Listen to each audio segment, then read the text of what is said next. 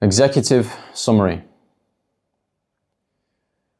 The Rape Gang Inquiry examined the systematic targeting of vulnerable girls, overwhelmingly white British, by predominantly Muslim Pakistani gangs across towns and cities throughout the United Kingdom. The evidence put to the inquiry confirms that this scandal constitutes one of the most horrendous failures in the history of the country.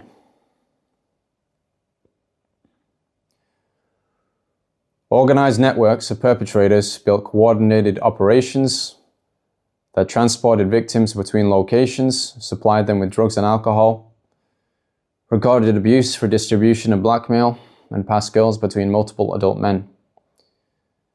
These crimes have been committed for decades, since the 1950s, by Pakistanis in particular, and have affected every region of our nation. The scale of the crimes committed is staggering. It has been previously established that at the very least 250,000 young white girls have been subjected to repeated rape, gang rape, trafficking, torture, pregnancy, forced Islamic conversion, and lifelong trauma. The true number is probably higher. The perpetrators bear primary responsibility, yet the institutional failures that enabled them for decades must also be confronted.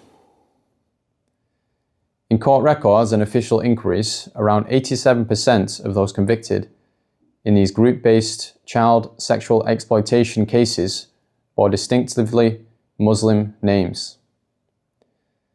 The vast majority of men involved in these gangs were not convicted. Dr. Taj Hage, an imam with the Oxford Islamic Congregation, believes the true proportion of gang members who are Muslims to be around 95%. This figure far exceeds the Muslim share of the overall United Kingdom population. The overwhelming majority of the rape gang networks consisted entirely of men from Muslim backgrounds, predominantly of Pakistani heritage, although smaller groups from Somali, Iranian, Syrian, Turkish, and other Muslim origins were also involved. The inquiry heard harrowing testimony from survivors and their families. The method used to groom children typically followed the same process. Girls as young as 11 were initially befriended by a young Muslim man who then treated the young child like an adult, who would then start providing them with alcohol, drugs, and cigarettes. After a few months, the girls would then be collected from school gates, care homes, and streets in taxis.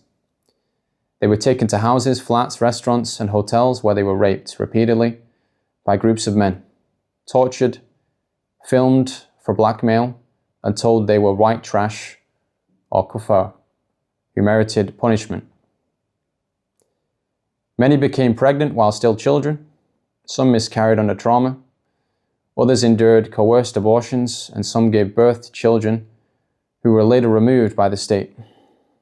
We found that the same unspeakable crimes occurred in at least 149 local authority districts, close to 40% of all such districts across the United Kingdom.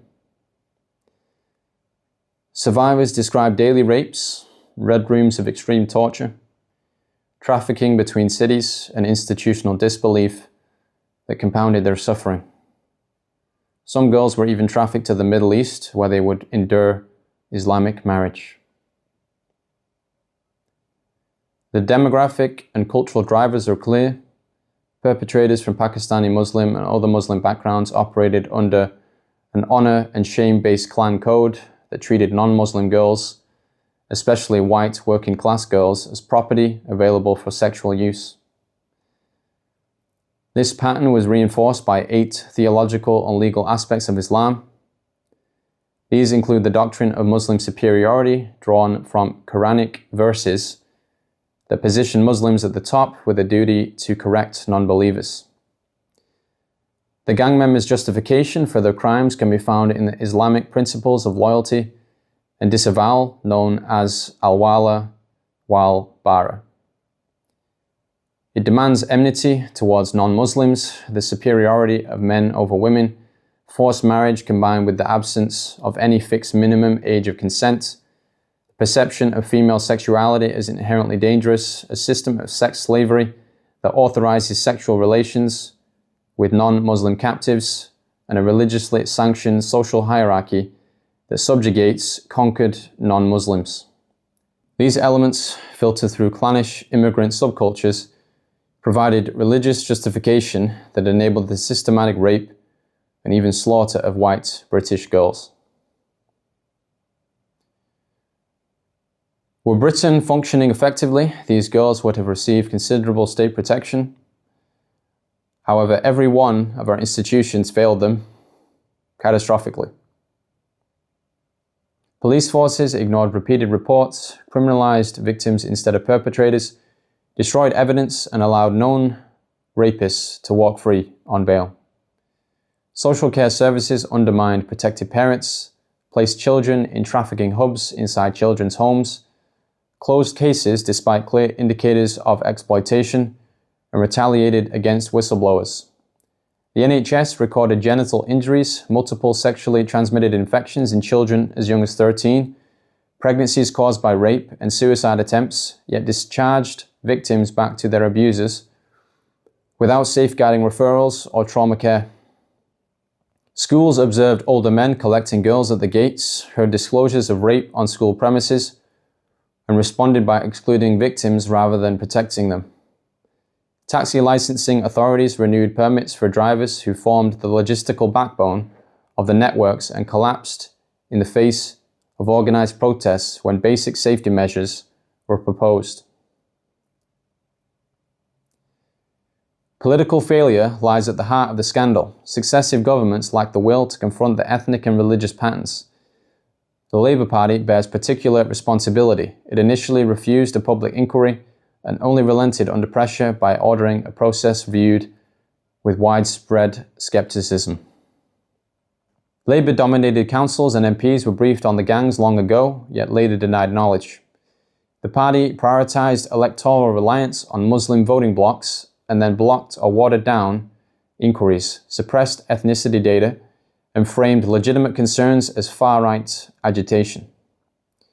When finally forced to act, the Labour government produced a national inquiry whose tightly drawn terms of reference deliberately excluded systematic examination of the demographic, cultural, and religious drivers. The Conservative Party, while in government, continued with Labour's approach and failed to impose mandatory ethnicity recording or launch a full statutory inquiry despite clear evidence from Rotherham and elsewhere. Scottish political parties have refused a dedicated inquiry and failed to record offender ethnicity. Political correctness, fear of accusations of racism, and fear of losing electoral support from certain demographics have taken precedence over the protection of British children.